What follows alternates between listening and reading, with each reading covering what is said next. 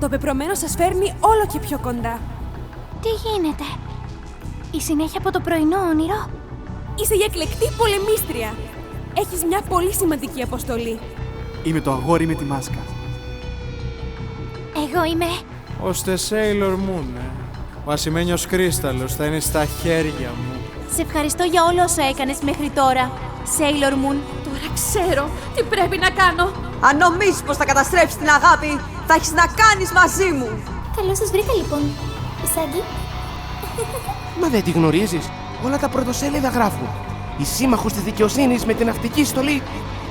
Δεν μπορείς να προστατεύσεις τίποτα και κανέναν. Λούνα, η καρφίτσα φωτίζει! Φώναξε δυνατά! Δύναμη του φεγγαριού! Μεταμόρφωσέ με! Δύναμη του φεγγαριού!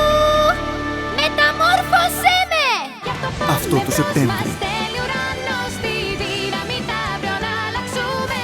Η αγαπημένη ηρωίδα μικρών και μεγάλων επιστρέφει μεταγλωτισμένη στα ελληνικά. Sailor Moon Crystal, η πολεμίστρια του φεγγαριού. Περίμενε, Sailor Moon! Ξέρεις αυτό που πόνεσαι, δεσποινής Καρούμπαλο? Εμπρός, σκότος!